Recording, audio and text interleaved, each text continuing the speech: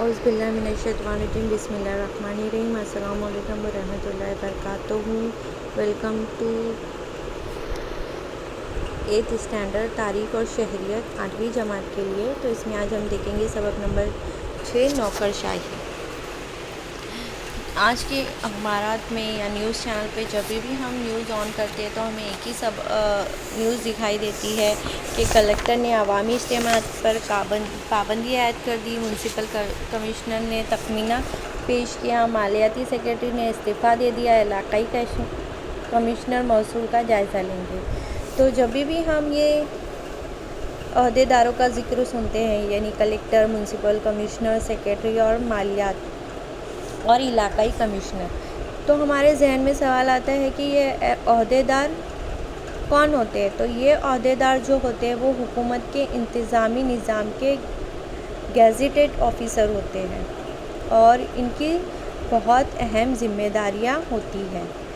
جس طرح کے سے ہم نے پڑھا کہ مجلس عاملہ جو ہے اس کا کردار ہے کہ وہ وزیر اعظم اور اس کا کابینہ جو ہے وہ قوانین کی تجویز یا خاکہ اور پالیسیاں تیار کرتے ہیں.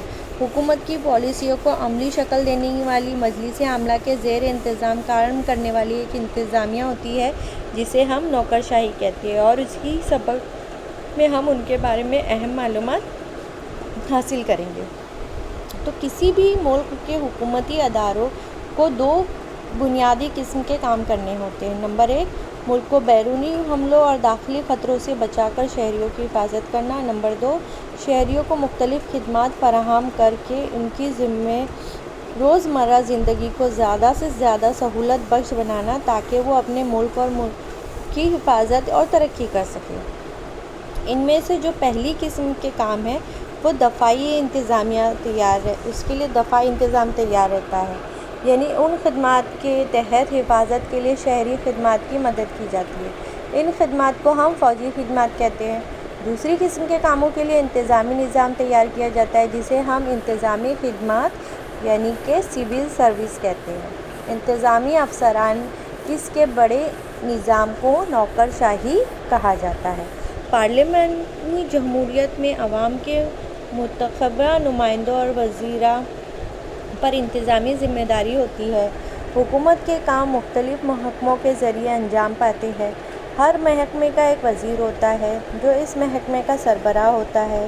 عوام کے نمائندے کی حیثیت سے وزیر کو اپنے محکمے کا کام کاج عوامی مفادات کو ترجیح دے کر انجام دینا ہوتا ہے. وزیر اگر اپنے محکمے کے موضوع کا ماہر نہ ہو تب بھی اس وسیع تر عوامی مفاد کا علم ہوتا ہے. وزیر کے محکمے کے سیکرٹری درکار مہارت یا مناسب مشورے دیتے ہیں. ان سیکرٹری کا تقرر سول سروس کے زمرے سے کیا جاتا ہے. پارلیمانی طرز حکومت میں عوام کی خواہش اور انتظامی مہارت کے تال میل کا خیال رکھا جاتا ہے. نوکر شاہی کی نوعیت تو ہم دیکھیں گے اس میں کہ یہ کس نوعیت کی ہوتی ہے. تو فرسٹ ہم دیکھ رہے ہیں کہ مستقل نوعیت کا انتظامیہ، یعنی نوکر شاہی ٹیکس وصول کرنے، ماحول کا تحفظ کرنے، قانون اور نظم و نسق برقرار رکھنے اور ہمیں سماجی تحفظ فراہم کرنے کا کام متواتر کرتی ہے. کیونکہ یہ مستقل نوعیت کی حامل ہوتی ہے، ہر انتخاب کے بعد نئے وزیر اعظم اور وزرائے کونسل کا اقتدار میں آ سکتے ہیں، لیکن ان کے ماتحت جو کام کرنے والے نوکر شاہی ہوتے ہیں وہ تبدیل نہیں ہوتی. یہ مستقل نوعیت کی ہوتی ہے. سیاسی اعتبار سے غیر جانبدار، یعنی نوکر شاہی اعتبار سے غیر جانبدار ہوتی ہے، یعنی کسی بھی پارٹی کی حکومت اقتدار میں آئے اور اس حکومت کی پالیسی پر درآمد نوکر شاہی کو اسے مستعدی اور وفاداری کے ساتھ کرنا ہوتی ہے. اس لحاظ سے انتظامی افسروں کو سیاسی موقف یا اپنے سیاسی نظریات کے مطابق کام کرنا چاہیے. کوئی پارٹی انتخابات ہارنے کے بعد اقتدار سے باہر ہو جاتی ہے اور اس کی جگہ دوسری پارٹی کی حکومت اقتدار میں آتی ہے. سابقہ حکومت کی کچھ پالیسیوں کو نئی حکومت تبدیل کر سکتی ہے. ایسی صورت میں نوکر شاہی کو غیر جانبدار رہ کر اپنی ذمہ داریاں نبھانی چاہیے. غیر معروفیت یا خفیہ. غیر معروفیت गुमनामी खुफिया यानी किसी पॉलिसी की कामयाबी या नाकामयाबी के लिए नौकरशाही को बरह रास्त जिम्मेदार ना ठहराते हुए उसकी शनाख्त गुमनाम रखना। अपने महकमे के कामकाज को काबिलियत के साथ अंजाम देना वज़ीर की ज़िम्मेदारी होती है। किसी महकमे के गैर मुस्तदीद कामकाज के लिए भी वज़ीर को ही ज़िम्मेदार ठहराया जाता है। इंतज़ामी अफसरान पर बरह रास्त तनकीद नहीं होती।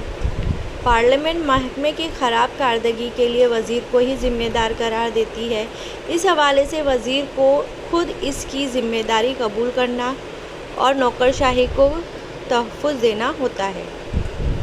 भारत में नौकरशाही की अहमियत। भारत की नौकरशाही की तश्कील नहायत ही जामा और पेचीदा है।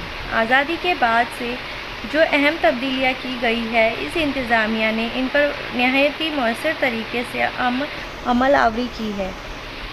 आज हम बहुत सी अच्छी तब्दीलियाँ दिखाई देती है कि एक वजह ये भी है कि नौकरशाही ने इन पॉलिसियों पर अमल आवरी के ज़रिए इन्हें आम शहरियों तक पहुँचाया है। नौकरशाही की वजह से हुकूमती इंतज़ाम को इस्तेकाम मिलता है। आब रसानी, अवामी सफाई, ट्रैफिक, सेहत व तंदुरुस्ती, ज़रई इस्लाहात, इस्नेदाद, आलूदगी जैसे कई खिदमात में हमें तसलसल के साथ फराहम होती है, जिसकी वजह से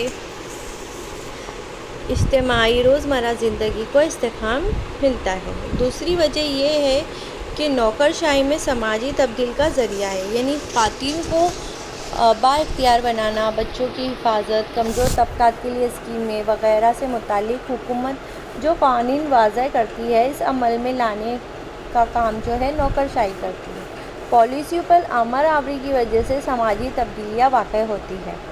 समाज की जमहूरी कारी के अमल में भी नौकरशाही का अहम किरदार होता है। महफूज नशिस्तों की पॉलिसी पर अमल करने की वजह से कई महरूम समाजी तबक़ात मरकज़ी धारे से जुड़ चुके हैं। फ़ैसला साजी के अमल में इनकी शमूलियत बढ़ चुकी है। इसकी वजह से जमहूरी कारी के लिए जिस तरह तरक्की पज़ीर क़ानून के पॉलिसियों की ज़रूरत होती है, उसी तरह नौकरशाही की अहलियत और मुस्तैदी की भी ज़रूरत होती है। हम आज इसमें पढ़ेंगे सिविल सर्विसेज की किस्में। तो भारतीय सिविल सर्विस की 3 अहम किस्में हैं। नंबर 1, कुल हिंद खिदमत। इन खिदमत में भारतीय इंतज़ामी खिदमत यानी कि इंडियन एडमिनिस्ट्रेटिव सर्विस, भारतीय पुलिस खिदमत इंडियन पुलिस सर्विसेज और खिदमत बराए जंगलात यानी इंडियन फॉरेस्ट सर्विसेज का शुमार होता है। नंबर 2 है मरकज़ी खिदमत, यानी ये खिदमत मरकज़ी हुकूमत के दायरे अख्तियार में होती है। इन खिदमत में भी भारतीय और गैर मुल्की खिदमत यानी IFS और भारतीय महसूल खिदमत यानी IRS वगैरह का शुमार होता है।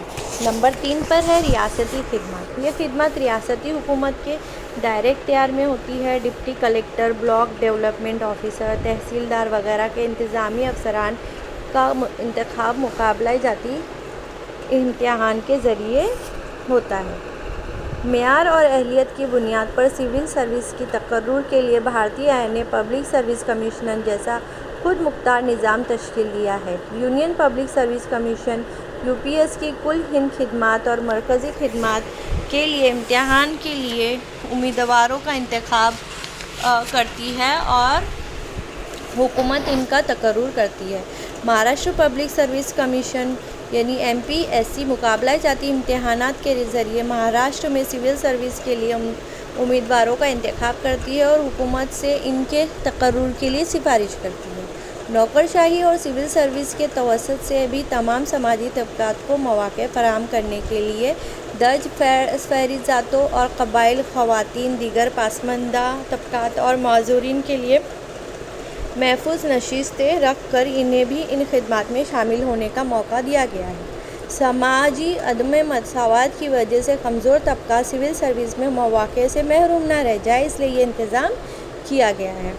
वज़ीर और सिविल सर्वेंट। वज़ीर और महकमे के सिविल सर्वेंट या सेक्रेटरी और नायब सेक्रेटरी के अहदे पर फायज़ अफसर के दरमियान तालमेल की नोयत पर मुतल्लिक़ा महकमे की कारकर्दगी का इन्हिसार होता है। महकमे से मुताल्लिक़ फ़ैसले वज़ीर लेते हैं, लेकिन फ़ैसला लेने के लिए दरकार तमाम मालूमात सिविल सर्वेंट देते हैं।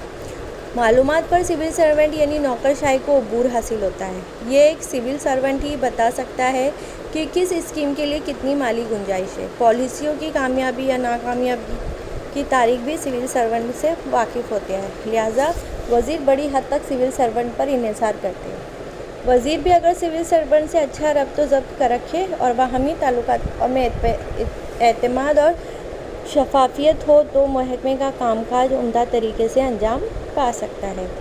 तो इस तरह से हमने सिविल सर्वेंट के बारे में बहुत ही इम्पॉर्टेंट मालूमात इस सबक से हासिल की है कि किस तरह हम MPSC और UPSC एग्ज़ाम देकर सिविल सर्वेंट में दाखिल हो सकते हैं। तो आपको तो पता ही होगा कि हमारी कौम से जो है सिविल सर्वेंट का परसेंट बहुत ही कम है। तो जिन तलबा को इसमें इंटरेस्ट है तो वो लोगों को कोशिश करनी चाहिए कि वो सिविल सर्वेंट का जो है एग्ज़ाम UPSC या MPSC क्लियर करे और जो है सिविल सर्वेंट में दाखिल हो जाए, कमिश्नर या फिर कलेक्टर जैसी पोस्ट पर फायज हो जाए। बहुत सारे हमारे जो कौमी खिदमतगार है वो बच्चों को जो है इसके लिए गाइडेंस देती है। बहुत सी तंजीमें जो है फ्री में कोचिंग और गाइडेंस देती है MPSC और UPSC में बैठने वाले बच्चों के लिए। तो आप कोशिश कीजिए कि उसका फ़ायदा उठाएं और इस तरह के मुकाबला जाती इम्तिहान में ज़रूर बैठें।